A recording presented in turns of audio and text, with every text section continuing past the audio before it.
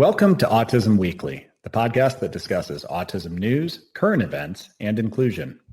Each week, we welcome a guest to the program to share their unique perspective and expertise as it relates to the fascinating world of autism. I'm your host, Jeff Skibitsky. I'm the founder and president at ABS Kids.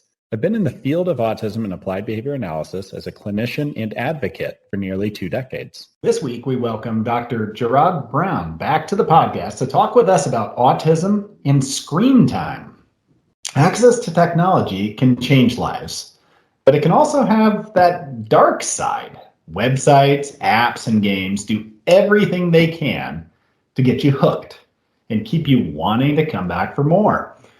So, how does screen time misuse impact kids and adults on the spectrum? And what can parents do to help? Dr. Jerrod Brown is going to help us tackle all these interesting subjects today. He's a professor, trainer, and private consultant with extensive experience working with individuals on the spectrum. Hopefully, we can all learn some healthy tips and how to best use the technology at our fingertips. Dr. Brown, welcome back. Thank you so much for having me and allowing me to chat with all of you about this really important topic that I think we can all relate to on some level. The irony is that we're not in the same room. We're not talking face to face. We are relying on screen time ourselves right now as we go through this. So it's kind of a funny topic to touch on, but I don't think this is misuse. So what would you consider to be the misuse? What is the misuse that we're talking about screen time right now? So a lot of positive things, but then on the flip side, there's a dark element, a pathological element, or a maladaptive type of behavior. And screen time's kind of that broad spectrum overview. And part of that would be being on the internet, spending more time online than what you anticipated. Or if it's a parent and you have a child or an adult on the spectrum, also often you're probably aware that getting some individuals off the internet or off the screen can be very challenging and can trigger irritability, frustration, temper tantrums, and can create a lot of conflict and stress with that entire family system. Some other things too, when we think about going on the internet, what happens if someone has a compulsive gaming type of problem where they're addicted to being online and playing video games? Or maybe someone has a gambling addiction.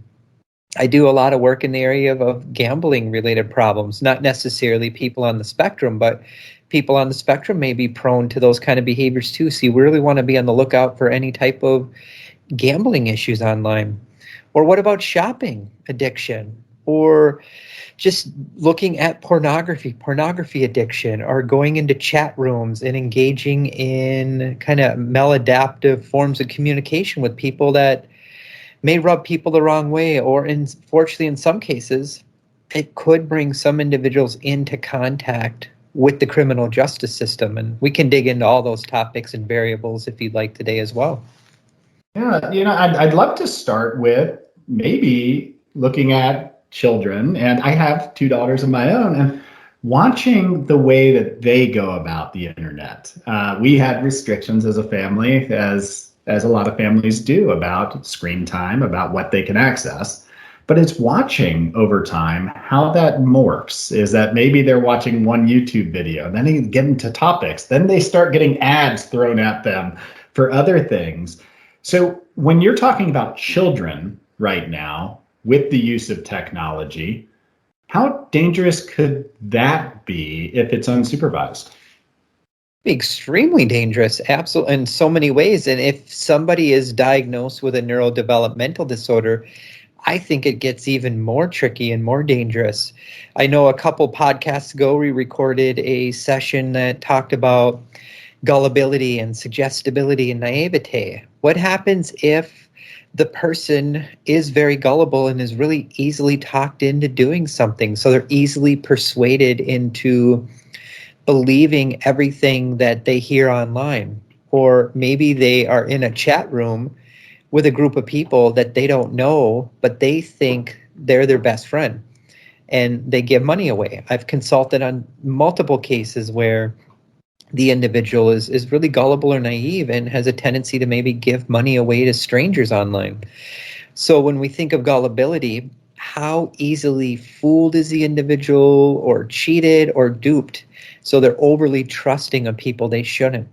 But then on that same spectrum of gullibility, we need to be aware, is the person really naive? So naivete, where maybe it's lack of experience, or they're lacking judgment, or they're lacking wisdom, or they just lack cognitive sophistication. So maybe you have someone on the spectrum who's dealing with lower levels of social emotional intelligence, where maybe they're an adult, but they function as if they're a child. So we really need to take that into account.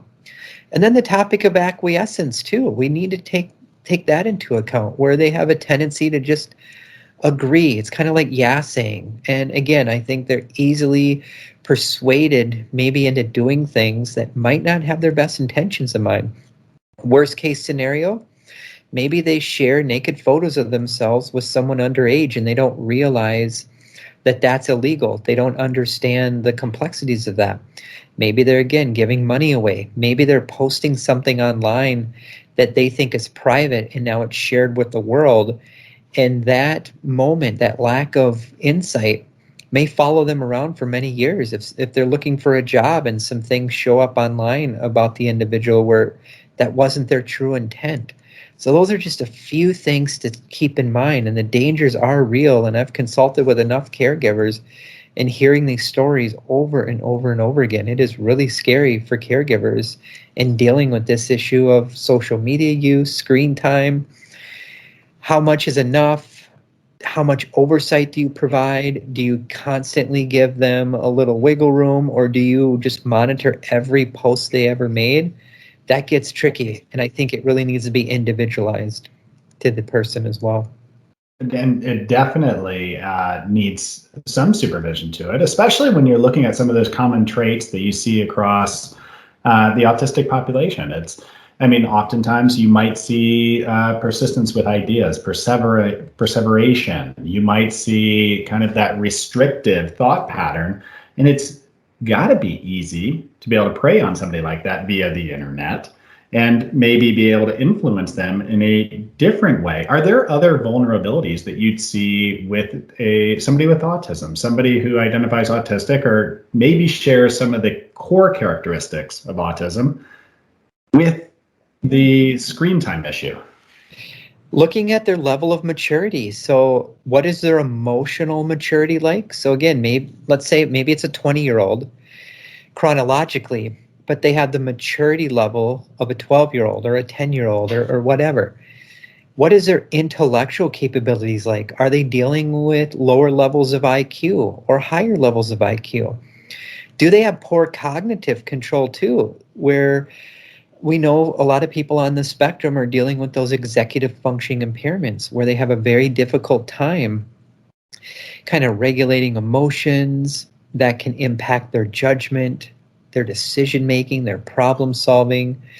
It can also relate to just being really inflexible. And this is a big problem for families, that flexibility piece. Getting someone off the internet on the autism spectrum in some cases can be really tricky because of that, really those fixated interests. And there's been plenty of cases too I've consulted on where they're trying to get the individual off the screen and really limiting that time. In some cases, there's an emotional blow up among the individual, and it can create a lot of stress on that entire family system. So we really need to think of level of self-control, impulsive actions, and a term called inhibition, which falls under the umbrella of executive function. And inhibitions like our internal parking brake, our pause button. Can we pause? Can we reflect? Can we think through our actions? And in some cases, some individuals on the spectrum really struggle with that. And they can be very impulsive in the moment and not really grasp cause and effect, how my actions right now may impact me or my family or someone else tomorrow or next week or a year from now. And some of these situations can have lifelong altering ramifications, not only for the individual, but for that entire family system. Oftentimes, those aren't the lessons that you want to learn firsthand. You want to be prepared beforehand and not cross that path. But I mean, as the devil's advocate here, we've gone through 2 years where we've seen a lot of technology immersed in building relationships and being able to perform complex work functions.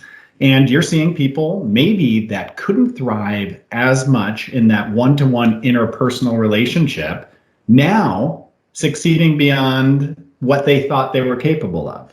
So are there benefits to that same social interaction being distanced? Is there something that's positive about screen time in that social relationship building? Absolutely. There are positives. It can reduce loneliness. It can enhance socialization and self-esteem. It can help people just feel known and connected and connect with resources. Maybe it's connecting with a therapist. I know some clients that are connecting online via Zoom with a group of individuals and they're engaging in like a movie night. I know another group of individuals who are using Zoom to engage in exercise or like a spiritual support group. So there's a lot of benefits to it as well, but I do think it's moderation. And the research is absolutely clear that increased screen time usage among adults and children can really have a negative impact on all domains of functioning. There is some research to point to the fact that excessive amounts of screen time use among kids can decrease their grade point average, where they're now spending less time on homework. And in some cases, there's some evidence to also support the fact that extensive screen time use can contribute to almost autism-like tendencies, ADHD-like tendencies. It can contribute to impulse control problems. And unfortunately, it can contribute to social isolation and the ability to be able to connect with people. So they're learning less social skills and they're living more of a sedentary lifestyle. So it's kind of a double-edged sword. People on the internet for extensive periods of time typically have lower levels of social skill ability compared to people that are on it for a less period of times. But again, and there's a lot of individual variables to take into account. And there's also a lot of family variables we need to take into account as well. What's going on in that family system can have a lot to do with screen time behaviors. So for example, let's say the child or adult is in a home where parents are modeling these kind of behaviors to the child. So the parent is glued to their gadget or the screen constantly. We really need to be aware of what parents are doing and how they're modeling those behaviors to the children. What's the attachment pattern like in that family? Is it a really structured family? Are they engaging in really attachment-based approaches where they're sensitive, they're attuned, they're using warm parenting style approaches? Or is that child in an environment where parents are checked out, there's abuse going on, there's chaos, maybe there's a ton of siblings in the home, and it's just a lot of chaos. They're not sleeping well. So we really need to look at that entire family system as well. What's expectations around screen time use? What's the modeling behaviors like? All of those factors can really dictate kind of that child's kind of screen time habits and behaviors. So, Jerrod, what's your thought on, and I'm just going to put it into two contexts right now. Societally, is that it's very easy to find an echo chamber on the internet. So if you have a restrictive thought pattern, is that it's very easy to find somebody who's going to agree with that. So some of those social skills of not being able to adapt or not being able to compromise or negotiate or being able to take a perspective, some of that has to be limited. Is the ability to control who we're socializing with at that level, is that a concern that parents should have or caretakers should have for somebody who's neurodiverse and maybe some of their symptomology is perseverative thoughts? Absolutely. And there is some literature that supports what I'm saying. And I'll give you one example. There's a case I consulted on previously where the person was on the spectrum and had a history of kind of stalking-like behaviors in high school. As he became an adult, he started getting fixated on the internet and started engaging in chat rooms and was really fixated on certain people. So those obsessional interests really grew. And some of the variables that contributed to this for this person were obviously some of the core deficits we see in autism: weak central coherence, theory of mind issues, but also I suspect he had some issues with alexithymia, where he lacked an awareness of emotions and emotional processing, and he really lacked insight, and he had a lower level of stranger danger. So he really befriended anyone. He had no sense of stranger danger. And this person also dealt with some deficits in cause and effect, which I think are really rooted in abstract reasoning, which is a huge topic to be aware of. And this person really had a difficult time respecting other people's boundaries and wishes, and he just kept pushing and pushing. And unfortunately, this person also had a low stress tolerance. So when things got really stressful in those online environments, he would blow up and say some horrific things, which unfortunately was referred to law enforcement, and law enforcement had to get involved in this particular case. So those are just a few variables with this one particular individual, but I think all of those variables are worth considering when we're talking about like more the problematic end of going online. And unfortunately, in some cases, I'm not saying all cases, I'm not even saying in a majority of cases, but a minority of cases, we also need to be on the lookout for possible perceptive-like behaviors that may be on the spectrum of stalking-like behaviors that then bring the person into contact with the legal system, unfortunately. Yeah, then really, I'm just listening to all this. There's a lot of things that we just need to be aware of. It's not that it will happen, it's that it could happen. And how does a parent go about creating those protections, creating that moderation? I mean, are there techniques that a family needs to adapt to be able to make sure? Are there technologies out there to create safe space? Well, I think monitoring and oversight is very important. I think it's very important to also be aware of the risk factors, the warning signs, the research on this, listening to podcasts and different trainings on these topics, and staying up to date on the research literature is very important. I think it's also important to form a support group with other parents, because this is a real issue. This is probably one of the number one issues of why I get contacted from various professionals or caregivers, is this issue of the internet or the screen. And modeling these behaviors, I think, is very important. Making sure that we understand co-regulation as well. That's a whole nother topic we need to be aware of, is self-regulation. But parents who can stay regulated, parents who can model these behaviors, putting parameters around the internet. How much time every day are you allowed on the internet? Making it very concrete, making it visual, putting a calendar together, putting something up where it's reinforced over and over again, making sure it's predictable, making sure things are structured, paying attention to any behavioral patterns or any other addictive tendencies that could be a red flag indicator that this person may have some proneness to having some issues being on the screen unmonitored. For example, there's another case I consulted on where this person absolutely had a real difficult time understanding time. He thought he was on the internet for maybe an hour. After a period of time, he realized he just had no concept of time, where 5 hours would go by, 10 hours in some cases. This really impacted his mood, his energy, his motivation, his sleep patterns. It contributed to a sedentary lifestyle where he was putting on more weight, not eating healthy. All of these factors contributed to some health problems. So really working with the whole family to put some parameters around this, some structure, making sure there's breaks, making sure the person is staying hydrated, eating healthy, getting some movement involved. I do a lot of consulting with various group homes, so this is where it gets even more tricky. So providing education to the group homes too, I think, is very important. And if the person is working with a case manager or a therapist, making sure everyone is reinforcing these behaviors and saying the same things consistently and repetitiously. Maybe it's using video modeling. Maybe it's using social stories. Maybe it's using some interventions that can really promote perspective taking, like thought bubble training.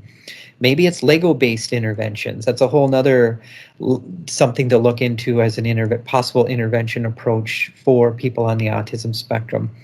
Maybe they would do best with a coach or some sort of in-home support worker where they can model these behaviors and really take the pressure off that family.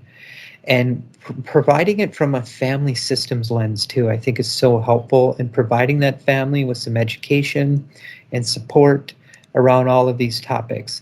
There's a case I consulted on about 1.5 years ago. The person was on the autism spectrum, lived with both parents, and they came up with a really concrete plan. They wrote everything out. It made it very visual, very concrete, very simple. Everyone signed it.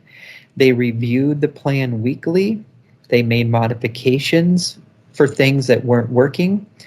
They implemented a technology detox day. So every Sunday, everyone in that household agreed to not be on the screen at all, any kind of screen time use. And they started realizing that they enjoyed spending time together a lot more than they realized in the past. They got into drawing. They got into listening to music. They got into playing board games. They became more active.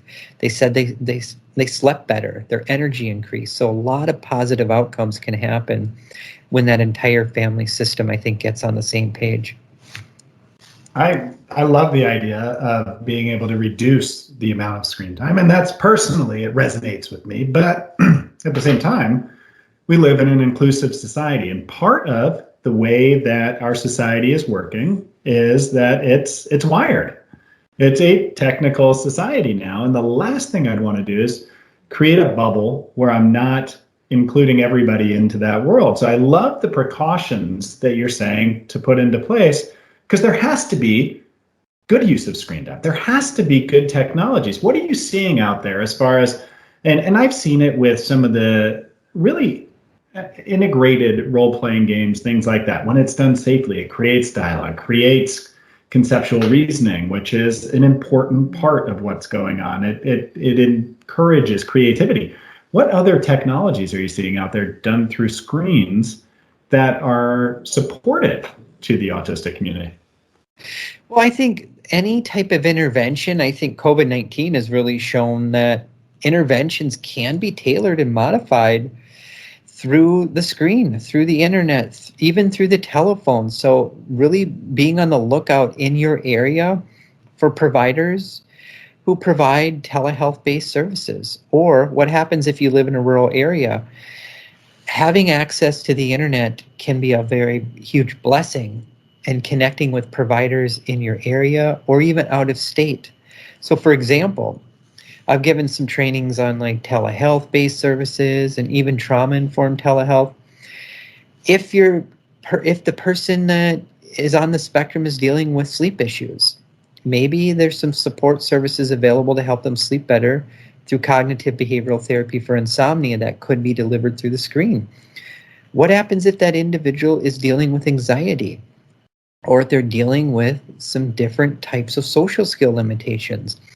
Getting them to connected to support groups online or with professionals online can be a very positive thing. But at the same time, we want to make sure we're modeling the appropriate use of technology and putting the appropriate boundaries and fences in place, and making sure that they know how to put on the parking brakes and pause and reflect. And the issue I brought up before with time management, time can be an abstract concept for some people. So if the parent consistently says to the child, you have 1 hour on the screen every day, you need to make sure you define time. You need to demonstrate it. You need to make it visual. What does an hour truly feel like? To someone on the autism spectrum, an hour could feel like 3 hours or 15 minutes. It's very difficult to know. Define the beginning, define the middle, define the end. Giving a little period of time before that hour is up too to help with transition, I think is a really good thing. One thing I forgot to mention too, when we talk about like that inflexibility, there is some research to support the fact that exercise can help with cognitive inflexibility problems. There's another case I consulted on previously too, where this individual was on the screen for an extensive period of time, and he'd have a tendency to openly admit he would really get lost in it. And before you know it, it was 2 a.m, and he had a job. So he would wake up every day just exhausted, and this would have a huge impact on his motivation. Another good example to put some parameters in place and to be on the lookout for some of these other issues that may pop up. Motivational deficits. Is the individual starting to look like they have ADHD-like symptoms after being on the screen for an extensive period of time?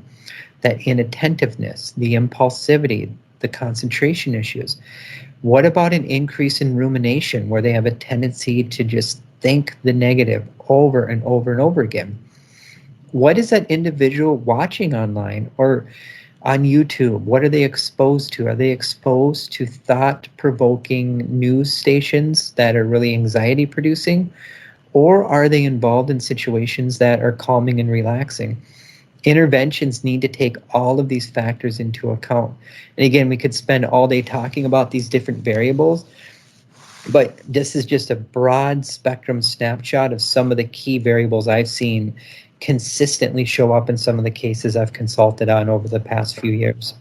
As you describe this, I mean, I just think about, we've all been in those times where maybe we binge watch something, or we've been really focused on getting work done and are sitting there at the computer nonstop researching. And it alters your mood, it alters your energy, it alters the interactions that you might have with others during that time. And if you can't cut off, that's got to be hard.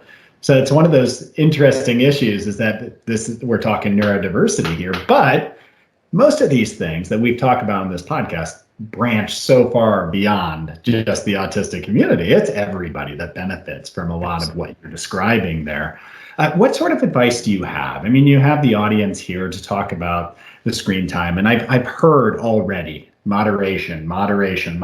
And you know what? That's probably the key thing that we have to have in context here. But what would you suggest to families that this is part of their child's life? A big part for so many families, and this is how they get that input or how they build friends. How do you suggest to them that they tailor or weigh these benefits? Well, I think anytime you're trying to teach an intervention, tackle it from a strengths-based approach, using approaches that are empathetic and validating, and knowing that this is a difficult time right now for everyone, being in this era of COVID. There's actually plenty of research coming out showing that COVID and the associated lockdowns and the stress associated with this has been very traumatic for a lot of people on the spectrum, including their families. Maybe they're in school 1 week and now they have to shift back being online. All those transitions can be very difficult. So I encourage parents to stay regulated, to utilize empathy, encouragement, validation, really practicing self-care strategies as a family, getting good sleep, having a consistent sleep-wake schedule, exercising, being on the lookout for some of these red flag indicators, understanding too, and I didn't mention this before, and not to scare caregivers, but extensive screen time use can actually increase chronic low-grade inflammation. And low-grade inflammation is a driver for a lot of health-related concerns. What I have found helpful for me to do this kind of work is to learn as much as possible about the negative impact of screen time use, and then implementing strategies that can help these families really thrive and decrease the stress, and understand that when the individual with autism really can learn how to disconnect from the screen time, you may see a reduction in sleep-related problems. You may see a lessened degree of self-regulation concerns, anxiety problems, and in some cases, you may see improvement in some social skills as well. So those would be just a few basic things that I would recommend. Each one of those basic things, I think, will have so much value to anybody who puts them in place. So I appreciate that you outlined each one of those. And I'd probably just add one thing personally is one of the things that we're missing because of all the social engagement and everything being focused through a visual technology are sometimes those niceties. And I think that that's part of what makes our society and our culture really grow, is the fact that we have these ways of engaging each other, of demonstrating that social kindness, and understanding that a perspective is a perspective, but we're all people. It's easier to do in person. And I think that that's something that I'd love to see that translate, even if it is a technology-based society, is that there's a way to be able to do that more and more frequently. And I think that there, with the right coaching and parental support in what's going on, we can start to empower the children to carry on a lot of these social niceties that exist in daily interactions. But I appreciate you coming on, Jerrod. I think everything that you said was spot on. And I hope that our listeners have a chance to be able to benefit from some of the advice that you gave. Truly appreciate the opportunity, and feel free to share my contact information with folks. I have a lot of educational handouts, resources, video links on these very topics. And again, it's a real thing. COVID-19 has amplified a lot of these things, and I think it's here to stay. And they're just being on the lookout for some of these red flag indicators and implementing some of these basic strategies, I think, can lead to a very healthy family system and dynamic. And before we do hop off, is where can people access your guidance on these, or any sort of material that you have for them to be able to understand the resource a little bit deeper? You bet. I'd say the best way to get in contact with me, just shoot me an email at Jerrod, Jerrod 01234, Brown, like the color, the @ symbol, and then live, like live on TV, LIVE.com. All right. Well, thank you, Jerrod. I really hope that everybody does reach out, because you have so much to be able to add to this conversation. Truly appreciate, again, the opportunity to chat with your audience. Thank you for listening to Autism Weekly. We hope you tune back in next week to learn more about autism in the real world. Autism Weekly is now found on all the major listening apps, including Apple Podcasts, Google Podcasts, Stitcher, Spotify, Amazon Music, and more. Subscribe to be notified when we post a new podcast. Autism Weekly is produced by ABS Kids. ABS Kids is proud to provide diagnostic assessments and ABA therapy to children with developmental delays like autism spectrum disorder. You can learn more about ABS Kids and the Autism Weekly podcast by visiting abskids.com. Thanks for tuning in. See you again next week.